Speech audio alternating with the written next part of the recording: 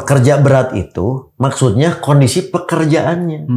Bukan orangnya yang menentukan. Seperti disebutkannya itu pekerja tambang. Pekerja tambang itu maksudnya yang ngegali tambangnya. Ramadan datang penuh cahaya. Cahaya keagungan remah rahmatnya.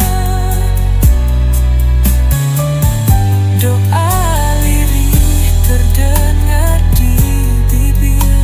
Mohon ampunnya atas segala dosa. Ramadan kita Ramadan ampunan. Ramadan kita Ramadan penuh cinta.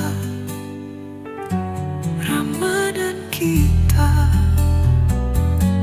Ramadan kasih sayangnya. Alhamdulillah wa syukru ala ni'amillah. Asyhadu an la ilaha illallah wahdahu la syarikalah wa asyhadu anna Muhammadan abduhu wa rasuluh alladzi la nabiyya ba'dah amma ba'du.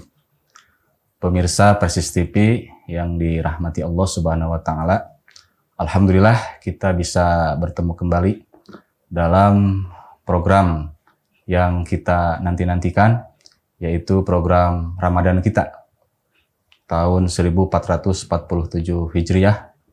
Alhamdulillah di setiap hari selama bulan Ramadan bisa disaksikan di jam 5 sebelum berbuka. Tentunya dalam rangka kita menunggu buka saum Ramadan, pemirsa bisa pantengin terus program ini di Ramadan kita. Alhamdulillah pada sore hari ini tengah hadir bersama-sama kita, yaitu guru kita Al-Ustadz Amin Saifullah Muhtar, dengan tema pembahasan insya Allah yaitu seputar fidyah. Sebelumnya saya sapa terlebih dahulu. Ustadz, gimana kabarnya? Alhamdulillah. Sehat? Alhamdulillah. Terima kasih kepada Al-Ustadz yang sudah menyempatkan waktu di sela-sela kesibukannya. Insya Allah Ustadz, tema sore hari ini akan kita bahas terkait dengan fidyah. Karena masih banyak pertanyaan di kalangan masyarakat tentang ketentuan fidyah ini, terutama kaitan dengan teknis ataupun waktu pembayaran fidyah, apakah nanti khusus di bulan Ramadan ataukah boleh setelah bulan Ramadan. Namun sebelum itu ada beberapa pertanyaan yang mendasar. Yang pertama terkait dengan pengertian fidyah itu sendiri, bagaimana Ustaz berdasarkan keterangan? Terima kasih Ustadz Makbul. Hamdan wa syukran lillah wa asyhadu an la ilaha illallah wa asyhadu anna Muhammadar Rasulullah alladzi la nabiyya ba'dah amma ba'd. Pemirsa Persis TV yang dirahmati Allah Subhanahu wa taala, merespon merespon kebutuhan umat khususnya berkenaan dengan fidyah yang diwakili dengan tadi pertanyaan pengertian fidyah. Tentu seperti tradisi para ulama, ada yang disebut dengan fidyah secara bahasa yang berasal dari kata fada, artinya tebusan atau mengganti, menebus atau mengganti. Nah, sementara secara istilah fidyah berarti sejumlah harta atau makanan yang wajib dikeluarkan untuk orang miskin sebagai pengganti dari ibadah saum yang dia tidak bisa melaksanakan di bulan Ramadan. Begitu kurang lebih pengertian fidyah secara bahasa dan istilah. Berarti ada aturan atau ketentuan siapa saja yang boleh nanti ataupun yang wajib mengeluarkan fidyah sebagai pengganti dari saum Ramadan. Siapa saja kira-kira ini yang wajib? Jadi gini, ini ada sedikit keunikan Sanakul dalam konteks syariat Ramadan dengan turunnya surat Al-Baqarah ayat 184 dan 185. Jadi keunikannya itu bahwa surat Al-Baqarah ayat 184 membicarakan tentang siapa yang wajib qadha dan siapa yang wajib fidyah. pada saat ia tidak saum. Nah, uniknya penekanan hukum diulangi kembali di Al-Baqarah 185. Ya, ya. Tapi tanpa menyebut lagi siapa yang wajib fidyah. Oh. Jadi kalau dalam metode retorika, siapa yang wajib qada disebut 2 kali, sementara yang wajib fidyah itu hanya satu kali. Iya, iya, iya. Jadi di 184 yang wajib qada dan fidyah, 185 tidak lagi disebut siapa yang wajib fidyah, Kodok saja. tapi qada saja. Oh, iya, iya. Kemudian juga nanti agak mungkin ke depan lah ya, nanti Iya, ke iya. depan kru Persis TV juga setia nanti mendampingi kita gitu. Karena ada keunikan juga dalam ayat ini ketika 184 dan 185 tidak menggunakan mingkum. Begitu. Nah, maka salah satu penjelasan siapa yang wajib fidyah, kita tunda qada ya karena tidak membahas qada. Iya, iya, iya. Wa 'alal ladina yutiqunahu fidyatun ta'amu miskin. Yang wajib fidyah yaitu mutikun. Siapa yang mutikun? Dalam kronologis tarikh Tasyri, salah satunya diterangkan oleh Ibnu Abbas dan juga Mu'ad bin Jabal, bahwa yang terkena kewajiban fidyah yaitu Asy-Syaikhul Kabir. Iya, iya. Kita menyebutnya orang tua yang renta. Karena memang lazimnya orang tua yang renta itulah yang memang dia sebetulnya bisa saum tapi tidak kuat. Payah. Ya. Payah gitu, itu payah. Mereka lah yang kena kewajiban fidyah. Itu secara awal tarikh Tasyri. Tarikh Tasyri Oh, awal. iya, Gitu. Awal tarikh Tasyri, alladzina wa 'alal ladzina yutiqunahu, yang mutikun itu mereka bisa saum tapi payah, itu adalah Asy-Syaikhul Kabir. Iya, iya. Nah, dalam perkembangannya Ibnu Abbas, kemudian juga tadi Mu'ad bin Jabal menjelaskan termasuk orang yang mutikun itu yaitu al-hamilu wal murdi'u. Ida khafata ala auladihima wa abtarata wa at'ama. Mereka juga termasuk orang-orang yang terkena fidyah. Jadi orang yang tidak kuat, orang yang payah, kemudian wanita yang hamil, wanita yang menyusui, kemudian seseorang yang sakit menahun atau tidak diharapkan, tidak bisa diharapkan kesembuhannya. Al-Baqarah 184 juga tadi ditegaskan oleh sahabat, demikianlah orang-orang yang terkena kewajiban fidyah. Begitu Ustaz Makbul. Berarti Ustaz itu bisa diposisikan sebagai tafsir sahabat terhadap ayat yutikunahu. Iya, kalau menggunakan metode Imam Ibnu Katsir yang disebut tafsir bil maksur, tafsir biriwayah, menjelaskan ayat dengan ayat, menjelaskan ayat dengan hadis, menjelaskan ayat dengan asar. Secara hujiyah berarti bisa dipakai. Nah, secara hujiyah bisa dipergunakan. Begitu untuk kategori orang yang mendapatkan kewajiban fidyah. Iya. Nyambung tadi Ustaz, Ya. Untuk yang hamil dan yang menyusui, apakah dibedakan tidak? Dikhawatirkannya itu apakah khawatir terhadap dirinya atau khawatir terhadap anak gitu? Ya, jadi gini, dalam hadis tadi pengertian ida khopata jelas dalam konteks yang bersangkutan menjadi pertimbangan. Jadi pada saat dia saum bisa berdampak pada dirinya. Iya, iya. Efek dirinya pasti ke anak gitu. Makanya dalam bahasa yang lain idza khafata ala anfusihima gitu. Ala anfusihima wa auladihima gitu. Iya, iya. Ada penekanan di situ. Jadi khawatir pada dirinya atau khawatir pada anaknya. Maka yang mempertimbangkan bukanya itu kenapa dia mendapat rukhsah buka gitu. karena rasa kekhawatiran itu. Sementara pidyah adalah wujud dari rukhsahnya yang disebut dengan tahfif ibdal. Berarti tidak dibedakan saja. Berarti tidak dibedakan. Sementara kan ada pendapat lain. Ya. Kalau khawatir terhadap diri itu kodok katanya. Ya, karena bahasa kita gitu, bahasa kita kekhawatiran itu pada dasarnya relatif kalau ukuran manusia. Iya, tapi nasnya menyebut itulah yang jadi ukuran diniyah. Gitu. Iya, siap. Begitu. Iya, alhamdulillah jelas. Ya. Kemudian terkait jenis dan ukuran nih.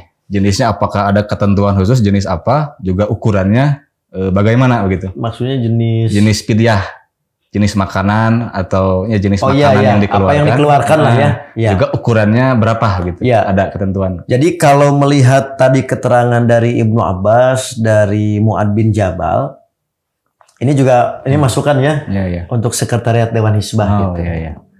PR PR lah gitu. Jadi ketika menggunakan bahasa to'am, umumnya to'am itu makanan siap saji.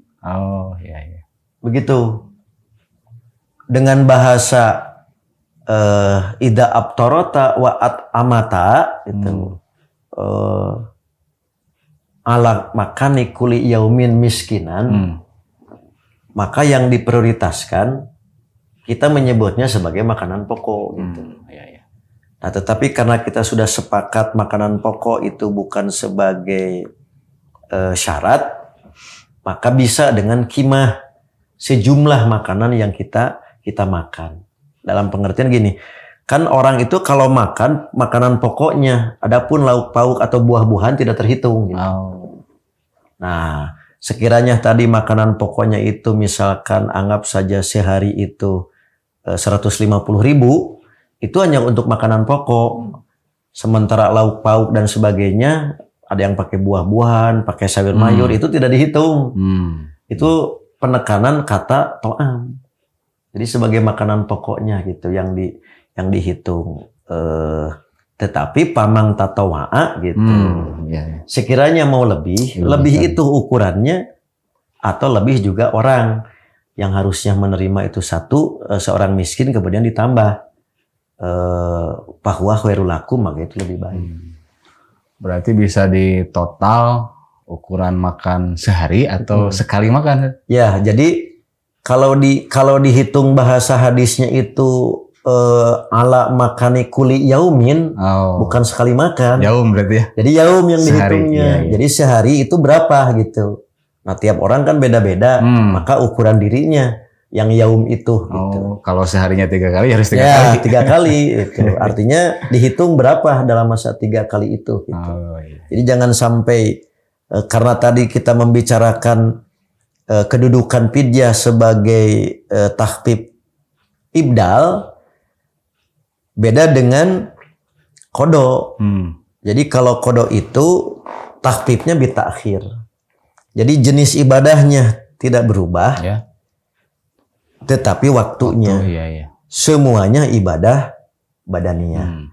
Sementara tahfif ibdal pidyah itu ada perubahan bentuk dari ibadah badaniyah menjadi ibadah maliyah. Nah, ibadah maliyah ini maka kemaslahatan yang diukurkan bukan sekedar kemaslahatan sah diniyahnya, tapi ada sisi kemaslahatan. Maka itulah kenapa jangan sampai dalam urusan maliyah ini untuk dirinya 3 kali, untuk orang cuma 1 kali gitu. Nah di situ yang tidak adil. Gitu. Jujurnya. Nah tidak jujur itu di situ. Karena aspek maliyah itu kan terukur. Betul. Nah terukur itulah yang harus menjadi makani kuli yaumin gitu. Nah, sama nanti seperti jenis berasnya, kemudian seperti zakat. Jangan sampai untuk diri sendiri beras premium, untuk pidyah beras raskin misalkan gitu kan. Nah itu contoh gitu. Pengertian ala makani kuli yaumin gitu, 1 hari, bukan hitungan 1 makan gitu. Begitu. Tidak ada ukuran minimal kan? Apakah dengan atau bagaimana? Nggak ada. Jadi gini, kalau berbicara takaran, umumnya memang beberapa asar itu menyebutnya itu mud gitu. Mud, iya. Mud. Jadi sekiranya saya hitung 1 mud itu sama dengan 0,75 kilo gitulah. Atau setara dengan 3/4 liter. Iya, iya. Nah itu bahasa kita kan urep. Iya. Karena hadis-hadis yang tidak menyebutkan takaran itu pada dasarnya bisa berlaku universal. Karena dihitungnya ala makani kulli yauminnya. Iya, iya. Sementara berapa takarannya pada dasarnya pasti beda-beda. Iya. Dikembalikan ke kebiasaan. Nah kebiasaan itu bahasa yang digunakan at-amata atau at-ama ala makani kulli yaumin. Kan contoh gini Ustaz Makbul. Ukuran makan itu nggak bisa diukur oleh berat kiloannya pemakan. Gitu. Karena ada kalanya gitu kan. Yang tadi berat kiloannya itu tidak besar, makannya lebih lahap. Gitu. Ada yang tadi orangnya besar ternyata tidak lahap makannya. Kalau dalam bahasa Sunda itu ada yang rawok, ada yang ancin kan gitu. Nah sehingga yang dipakai ukuran ala makani kulli yaumin itu keukuran tiap orang dalam satu hari.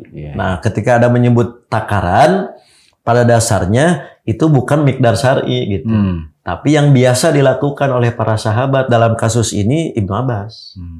Yang tadi mud itu gitu.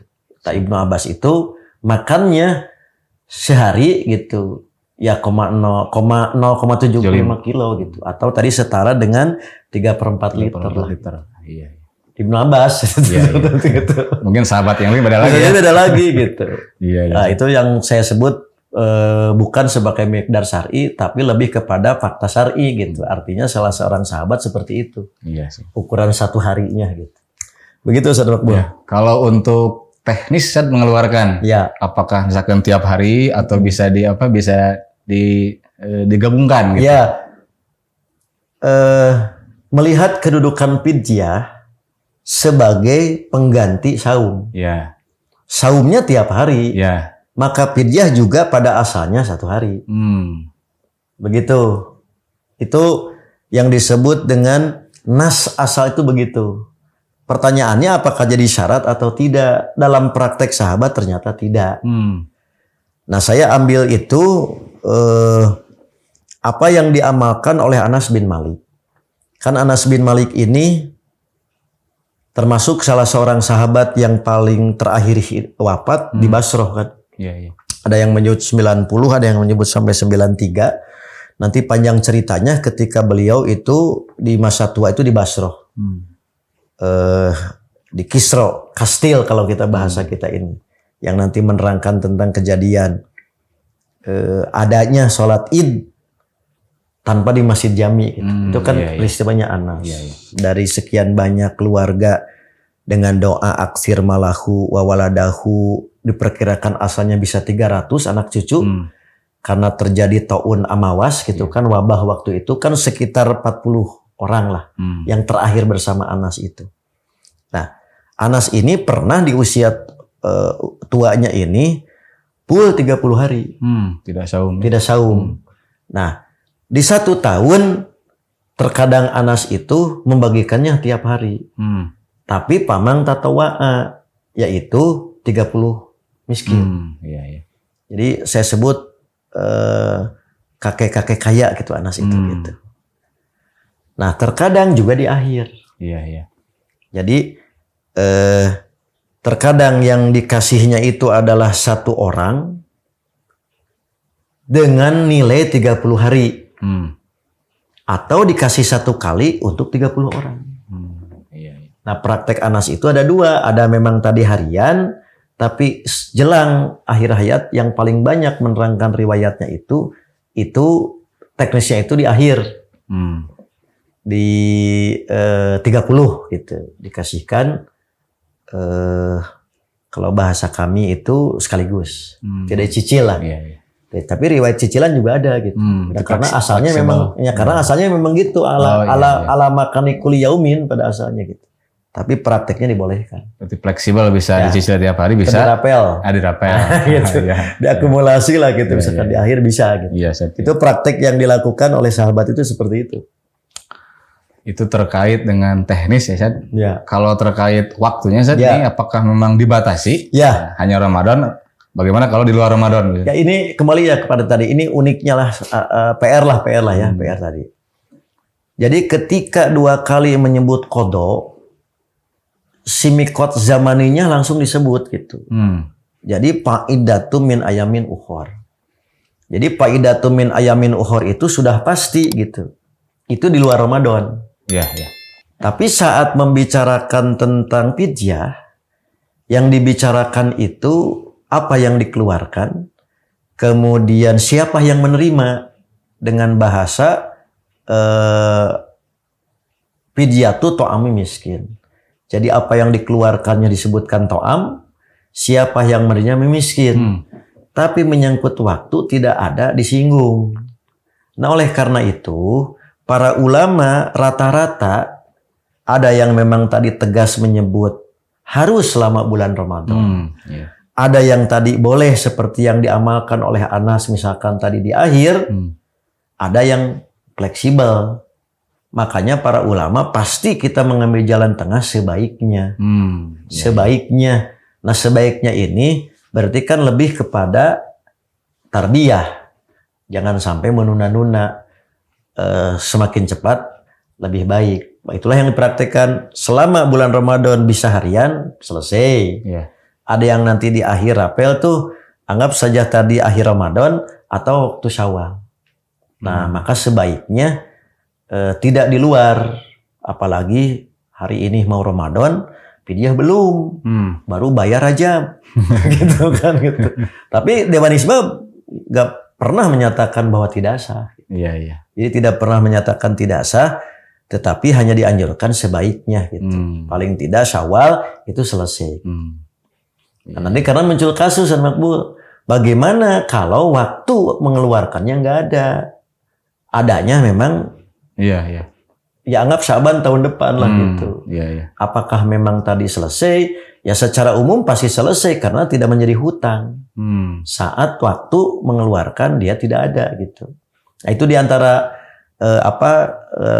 pembahasan kita di sidang istifta atau di risalah itu kita menekankan lebih baik gitu. Tapi sampai menyatakan tidak sah kita ini nggak pernah gitu. Karena memang tidak ada dalil yang menyebutkan gitu. Jadi itu hanya anjuran berdasarkan nasnya adalah ala makani kulli yaumin. Yang kedua paling praktek sahabat memang belum pernah ditemukan. Minimal tadi Anas bin Malik itu di Syawal gitu. Itu sebagai dalil lebih baik gitu. Begitu Ustaz Naful. Ya Ustaz. Tadi saya ada yang lupa terkait dengan mustahiknya Ustaz. Apakah memang ini khusus miskin atau boleh di luar miskin? Ya, karena memang dinasnya itu ta'amu miskin gitu. Memang mustahiknya itu muqayyad. Jadi saya ulangi, karena memang dinasnya itu langsung baik di Quran tadi fidyatun ta'amu miskin, juga di hadis-hadis itu ala makani kulli yaumin miskinan. Kita menyebutnya bahwa mustahik untuk fidyah itu memang muqayyad. Yang kedua, secara praktek juga belum pernah ditemukan. Ada mustahik lain selain miskin. Sekiranya ada yang lain, tetap saja dianggap miskin. Misalkan untuk sabilillah lah gitu. Sabilillah miskin. Nah gitu, jadi harus sabilillah. Karena apa? Karena miskin. Gitu. Begitu Ustaz Makmur. Juga ini saya terkait dengan siapa yang wajib mengeluarkan fidyah, tadi disinggung termasuk orang yang pegawai berat ya. Itu ada ukuran Ustaz? Jadi gini. Pekerjaan jadi sampai hari ini kami belum pernah menemukan langsung nasnya dari hadis marfu gitu. Hadis marfu. Bahkan populernya itu memang itu pendapat ulama. Dari mana? Karena diambil kata alladzina yutikun. Jadi kalimat yutik itulah yang menjadi acuan gitu. Nah, salah satu yang dipakai rujukan dulu gitu, kami populer itu menggunakan penjelasan Said Sabiq di dalam Fiqh Sunnah yang juga dikomparasi oleh Al-Ustaz Abdurrahman di dalam Istifta. Nanti kita sudah masuk belum ya Istifta yang Ustaz Abdurrahman di bab saum gitu. Belum. Nah, belum ya. Nah, salah satu yang jadi ukuran yang disebut dengan pekerja berat itu bukan dirinya yang menentukan berat. tapi keadaan pekerjaan. Artinya tidak ada orang yang mampu sambil saum kalau kerja itu. Iya, iya. Sebab kalau dikembalikan kepada dirinya semua juga berat karena sedang saum gitu. Iya.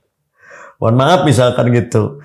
Dulu gitu kan kasus yang munculnya abang beca gitu kan, ojek online misalkan gitu. Nah, dalam penjelasan para ulama pekerja berat itu maksudnya kondisi pekerjaannya. Bukan orangnya yang menentukan. Seperti disebutkannya itu pekerja tambang. Pekerja tambang tuh maksudnya yang ngegali tambangnya. Kan kalau di manajemen mah di kantor. Walaupun kerjanya di batu bara. Misalkan gitu.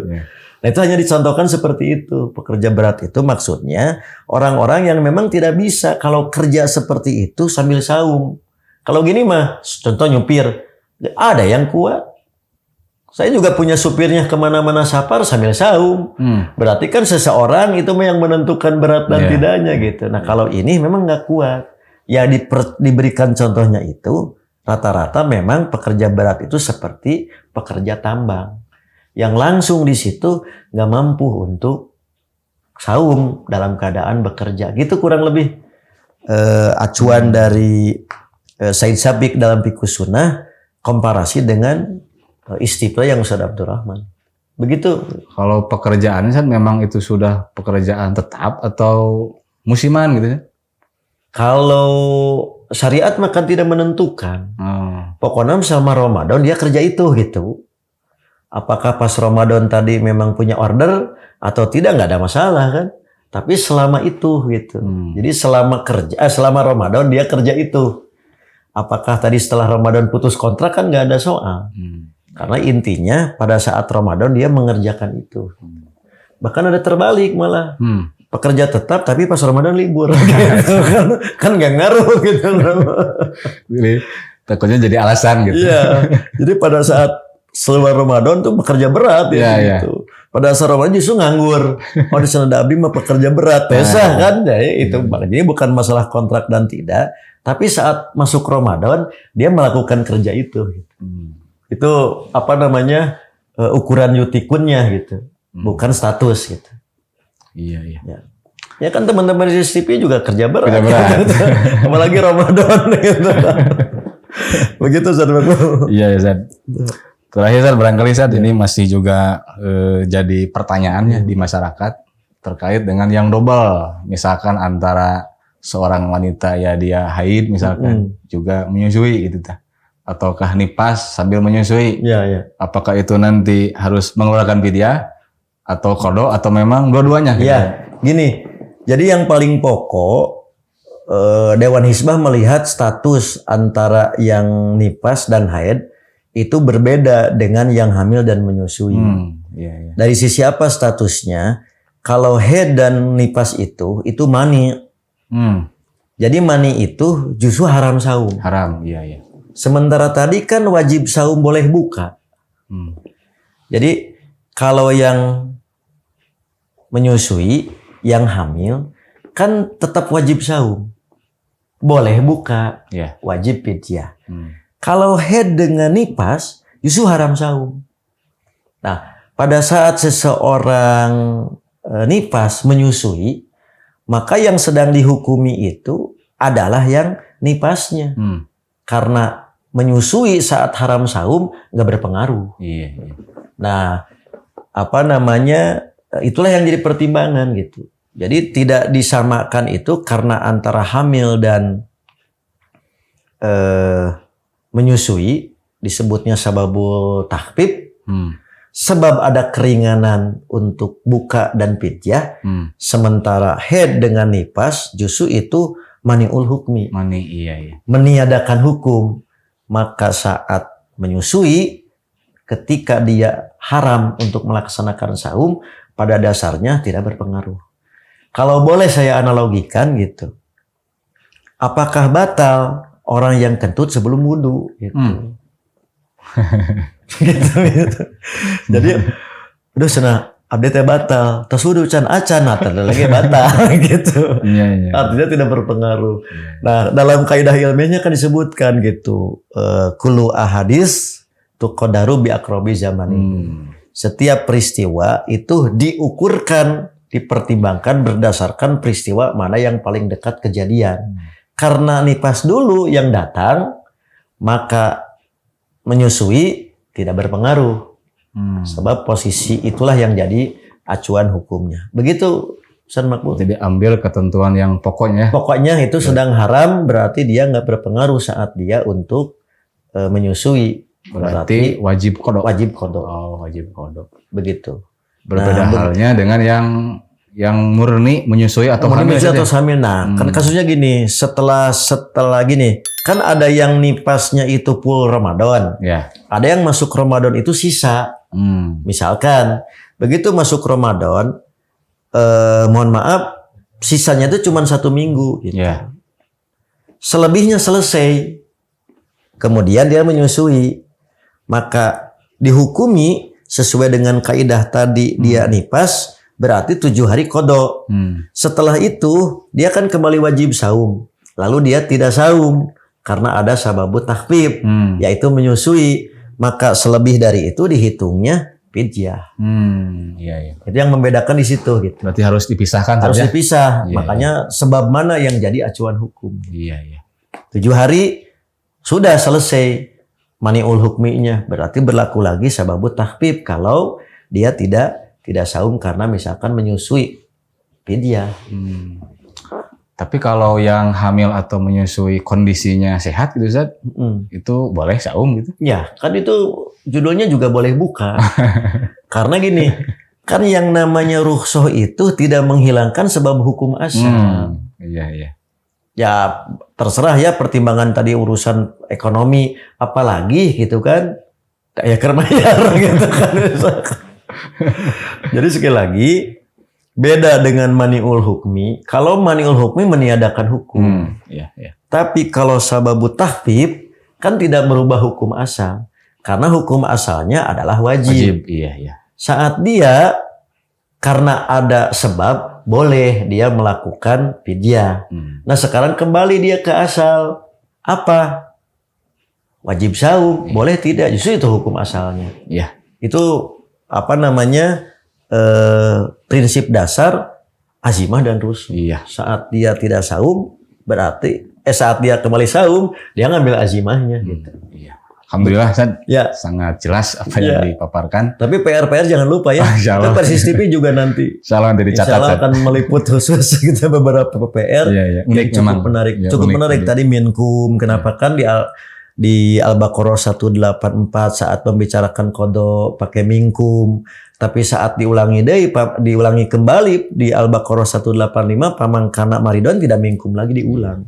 Jadi ada semacam takror yang di situ ada aksentuasi penekanan makna. Itu juga insya Allah barangkali nanti kita gali di kajian yang lain begitu. Iya. Gitu. Ya, terima kasih Ustaz. Barangkali untuk terakhir closing statement Ustaz. Ya. Ada pesan-pesan untuk jamaah pemirsa Persis TV Ustaz. Ya. Pemirsa Persis TV yang dirahmati Allah Subhanahu wa taala. Kita maklum bahwa salah satu target pembinaan di bulan Ramadan, kita diharapkan berubah dalam 4 hal. Satu di antaranya yaitu upgrading ilmu syariat. Seperti yang diisyaratkan oleh Allah Subhanahu wa taala di dalam surat Al-Baqarah ayat 184 yaitu in kuntum ta'lamun. Salah satu ilmu yang kesempatan kita untuk terus di-upgrade selama bulan Ramadan yaitu ilmu tentang ketentuan syar'i, qada dan fidyah pada khususnya, umumnya bagaimana Allah Subhanahu wa taala sebagai Zat Maha Rahman dan Rahim memberikan fasilitas-fasilitas keringanan bagi hamba-hambanya yang soleh dalam berupa wujud ragam kemudahan-kemudahan. Maka dalam kerangka inilah qada dan fidyah mesti dipahami dan ditempatkan sebagai wujud dari kasih sayang Zat Maha Rahman. Demikian yang dapat disampaikan. Aqulu qouli hadza wa astaghfirullah li wa lakum. Wassalamualaikum warahmatullahi wabarakatuh. Alhamdulillah, terima kasih kepada Al-Ustadz yang telah memberikan materi kepada kita sekalian. Demikian jelas apa yang disampaikan oleh Al-Ustadz. Mudah-mudahan pemirsa Kasis TV bisa memahami juga mengamalkannya. Dan tadi pesan terakhir dari Al-Ustadz, mudah-mudahan di momen bulan Ramadan ini semakin bisa meningkatkan keilmuan.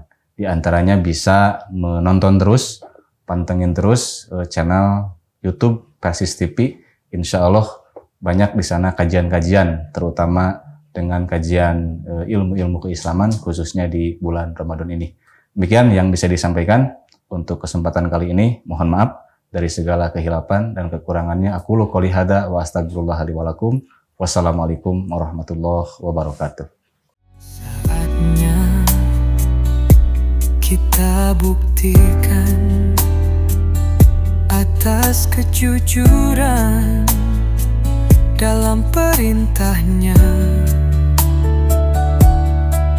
Saatnya waktu terbaik